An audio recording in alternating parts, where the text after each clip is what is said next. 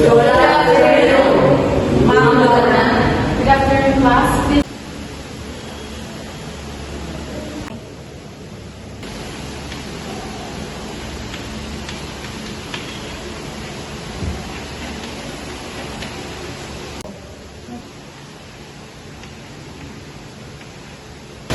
So for today, we will discuss about verbs. So verb, of course, is one of the part of speech, right? So verb is an action word. Now, the examples of verbs are jump, eat, and love. Now, for example, Anthony loves to play with the mat. Now, who can give me one verb in the sentence? Yes? Play with. Very good, Ruby. Why do you think play is a verb? Kay kuan miss kanang ang play kay nag-indicate man siya o kanang kuan action verb. So play is the verb. Very good. Code switching helps students to reduce their anxiety, especially when they are explaining in front or when they are explaining in the class. Sometimes, when students are nervous, shifting to Bisaya helps them organize and convey their thoughts clearly. By switching languages, students were able to express their ideas and opinions confidently. Okay, class, since I'm done with my part, those assigned students, please come in front and do your reporting accordingly.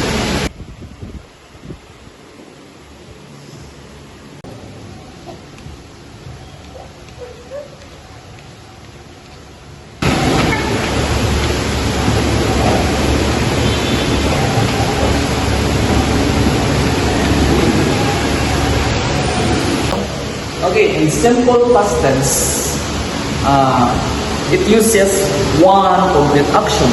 For example, I ate breakfast. My past perfect tense uses the verb had. For example, had love, had eat, had eaten.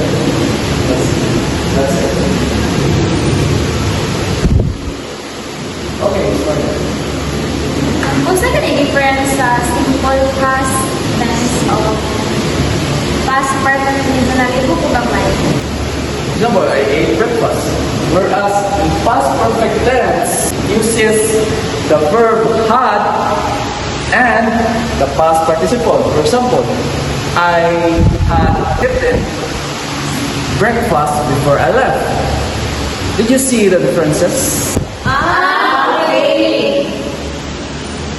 It also supports effective academic communication because learners can ask questions more confidently and can convey their messages or ideas clearly. Modulating the language to engage in academic discourse, especially to the students' experiences. Now, thank you, reporters. Now, applying all those topics, I want you to write your own situation or topic applying tenses of verbs. I want your verb to be organized, clear, and coherent. Am I clear? Yes. Ma'am, unsa kay meaning sa coherence? Okay, salamat Angeles sa inyong pagkutana. Ang coherence kay connected o klaro ang imuhang idea sa imuhang paragraph. So, for example, kanang dito mag-jump o nain nga ideas tagpo tipo nagpupura. Dapat connected or aligned or parallel ang imuhang idea sa imuhang gisuwat ang digit. Okay, you're welcome. And most importantly, code switching enhances comprehension and students' knowledge, as sometimes one Bisaya phrase is enough to unlock the English terms. You see, in multilingual classrooms like ours, code switching happens naturally.